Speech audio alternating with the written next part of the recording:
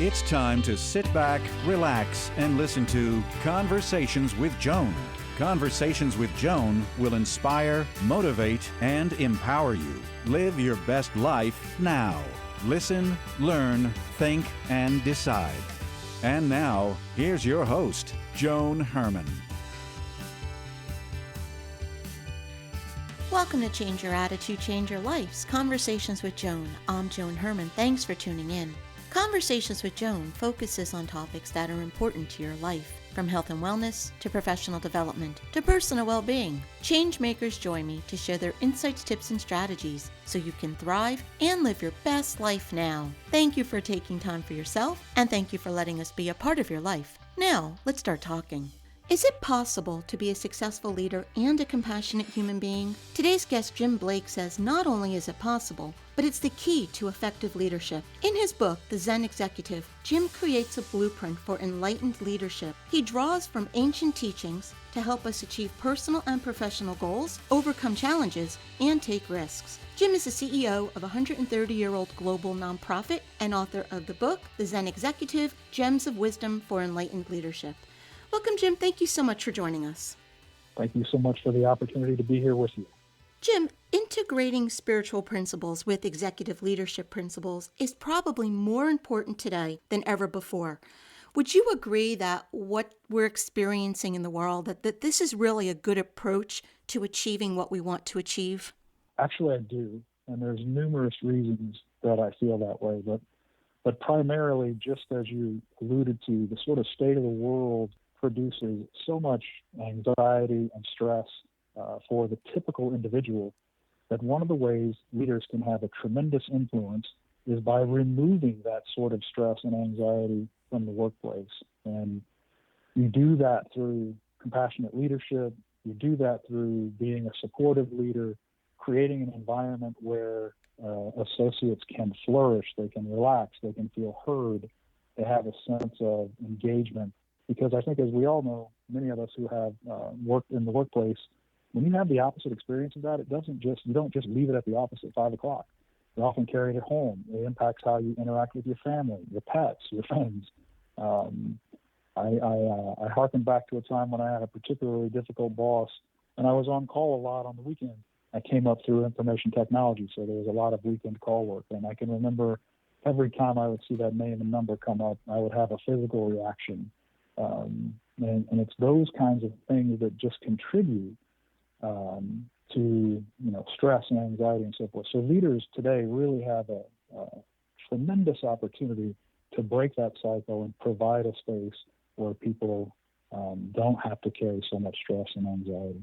I can relate to what you're saying. I think my career, I kind of came up with, you have to be that tough manager, that leader that, cracks the whip in order to get any type of result from your employee. And I can remember starting out doing public relations for a Fortune 500 company, and I had the same feelings that you did. I would get calls on a Sunday that the CEO wanted to work on a speech, and we would all have to go in, and it just wasn't pleasant to be a part of that. And so I think what you're saying about bringing compassion and self-care and understanding that your employees need self-care as well, I think that's so important. I couldn't agree more. And I think the part that seems counterintuitive due to the Western, the decades of Western culture philosophy on leadership, which you alluded to, it's counterintuitive to suggest that I could have our associates have fun at work, that I could treat them with kindness, that I could be understanding that life happens and that they may be late or they may miss a deadline. But the truth is, when you do these things, you're actually creating a space for your associates to be more productive. If you just look at it logically, which do we think is more productive? An associate that is constantly being yelled at, is stressed out and anxious when they're at work, afraid to make a mistake, fearful to take a risk, or someone who feels appreciated, heard, supported, feels like it's okay to have fun at work as long as they get their tasks done on time. So it really seems sort of logical, but we sort of missed the point here in the West in terms of the connection between a person's well-being and their performance. Jim, when did you learn all of this? You've been a boss for many years. Was there ever a time when you didn't practice this? When did you have that aha moment? Oh, my goodness, Joan. I actually probably owe a lot of people an apology from early on in my leadership career. I mean, I was not a conscious leader. I fell right into the same traps of leadership. I was taught by those who had hierarchical mindsets and thought that being a boss was telling people what to do and demanding this and demanding that. So certainly early in my career, I did not experience this, but it was really, and it wasn't any particular aha moment. It happened over time, but I will say maybe it was an aha experience. I had a particularly difficult experience with one particular boss who was very demanding, very critical, intolerable of mistakes, and it just really, really impacted me inside and outside of work. And I really began to notice just how much of an impact it was having on my personal life. And so it was sort of at that point when I made the decision that there has to be a better way, and I am never, ever going to be this kind of boss. And so how can I cultivate a philosophy and a leadership style that does the opposite of what I'm experiencing right now and actually nurtures and uplifts people, because I think that will have much greater results. And so I just began to develop techniques and tools and read and study and compile all of these things together that I think do just that. And so far it has been very successful. You write a lot about a mission statement. What does this statement look like? Yeah, so this is really important. And I know, all companies have mission statements, and lots of individuals like to write their mission statements. But what I've learned over time with experience is they can be really compelling and can actually become sort of a guiding principle that sort of informs your decision making and sort of your why, if you will, whether it's an organization or an individual. And so the more that the mission statement itself comes from sort of where you are today, what do you represent today, what are you in the world, and what is your purpose? And if you can then make it short and compelling. So in an organization, you want as many people to be able to connect to it as possible. So we always develop mission statements now from the ground up, getting everyone's input. Because the more it actually connects to who you are as an organization and the individual people that serve there, the more likely they are to remember it, abide by it, and sort of have it become a part of their purpose.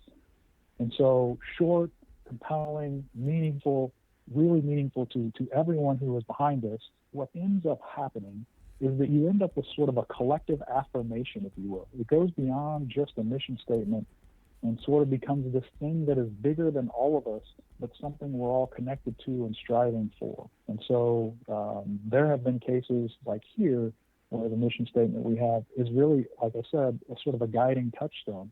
Whenever we're considering new business opportunities or endeavors, the first thing we do is go back and say, does this connect to our mission statement? Does it support why we're here and why we're doing what we're doing? And so short, again, compelling, connected to as many people as you can, and you end up with this sort of collective consciousness and energy that's all moving in the same direction behind something that's really inspirational and not necessarily aspirational. Yeah, it's making that switch from the old style of a dictatorship to more of a collaboration.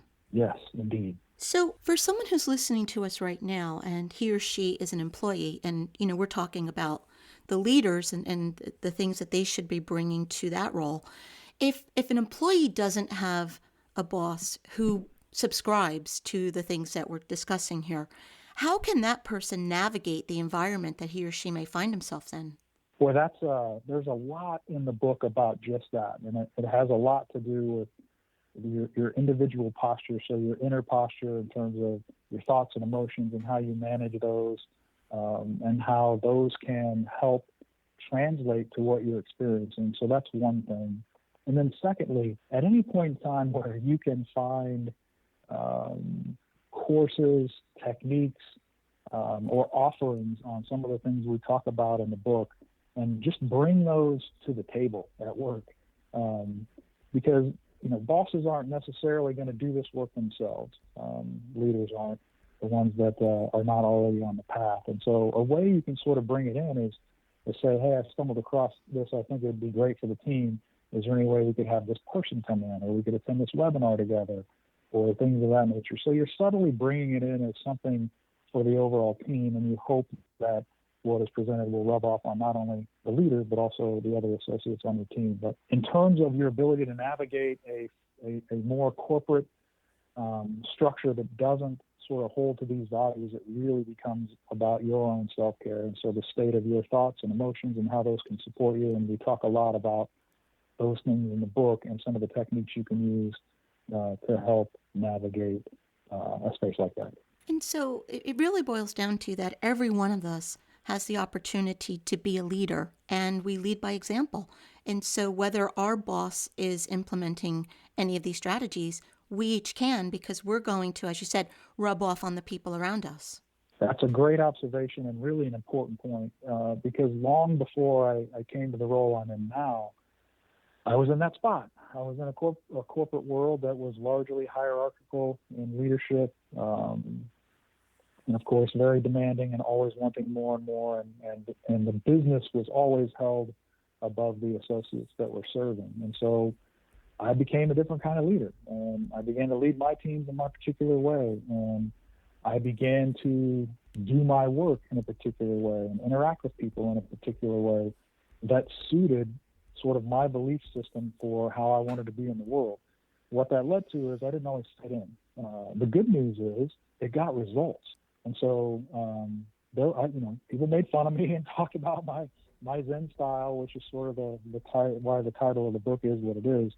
And in some cases, I didn't necessarily fit in with the rest of the leadership group, but the people I served with, and of course me, were much happier, much more productive, and successful in what we were doing. And your book is called The Zen Executive, but these are things that any one of us can implement in all areas of our lives. That is exactly correct. It's really about, like I said, the whole first section of the book is really about that. It's really about how to align yourself to go about being in this world in a different way. So there are all kinds of tools and tips and techniques for self-care, for how to align your consciousness and really focus on getting yourself healthy. Because whether you're a leader in a leadership position or an individual, the more you can align yourself with healthy practices, the healthier you're going to be overall. So it begins with that, and then the remainder of the book is focused in on how, now that I've sort of got my house in order, what kind of how can I apply this to leadership and the teams that I serve with? Jim, would you share one or two of your favorite techniques from the book?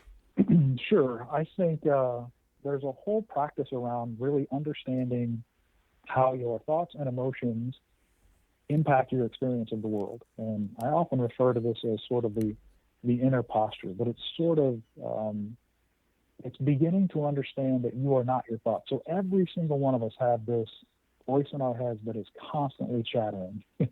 And sometimes we spiral down rabbit holes around fear, anxiety, and so forth. And so it's really beginning to understand, okay, I am not my thoughts. I can be the observer of these thoughts. I can notice the thoughts that I'm having, and then I can create some practices to sort of shift them or change them. So if I notice that I'm spiraling in fear about an upcoming meeting or an upcoming thing, I can choose to notice that and then create some affirmations, which are just positive statements about what I want to be, that occupy the mind and stop the spiral of negative thinking, if you will. So really understanding how thoughts and emotions impact not only your inner state, but also how you experience the world. So I'll talk about that a little bit more. If you have a belief that you are just unlucky in life, mm-hmm. then you sort of create this frame and lens of how you see the world. And so everything you see that happens that may or may not be even just a little bit bad, you attribute that to being unlucky. And because you've set yourself up that way, you're never open to the possibility, or you never really see the things around you or the opportunities that may pop up that would be the opposite of that. So you just continue, you've drawn a conclusion, and you just continue to gather evidence to support that conclusion. And so just that mental framework, you lose the capacity to see other opportunities that might be there that might be something different than you being unlucky. And so that's how our mental, just simple decisions and belief systems we have about ourselves and our experience of the world continue to impact future experiences. I hope that makes sense. It does. And that's such a great example because that's probably, I believe, one of the biggest things that keeps us stuck because we have that belief that we're a victim or we're unlucky or things don't work out for us. And then we set out to see the world that way. We look for the things to confirm what we already believe. And you're right, we never step outside of that belief system. So I think if people just follow that one piece of advice, they will see major changes in their lives. 100% agree. And then the second one I would share is just to find some sort of practice that allows you to still the mind. For me, it's meditation. I have great success with meditation. I'm not, 3 hours long or anything like that, just 10 to 15 minutes a day, but something that actually stills the mind, that allows you to sort of create some space between you and that constantly chattering mind that I talked about. Some people take walks, some people garden, artists like to do their art. So it doesn't really matter what it is. It's something that sort of gets you out of your head and creates some space, because it's in that space where intuition can come in, where guidance can come in, where you can have aha moments. But if you're just constantly spiraling in the chattering mind, you create no space for inspiration or intuition. And so whatever that practice looks like for you, I would say try to find that. And you will then begin to really be surprised at the coincidences that show up, at the ideas you have, at the aha moments that start to happen more frequently. It's really an important practice to help us get some space and create an opportunity for growth. Yeah, and I think creating that space is really important because there are so many things that are being thrown at us these days. Financial instability, the economy, a pandemic. We have all of these things that seem so out of our control.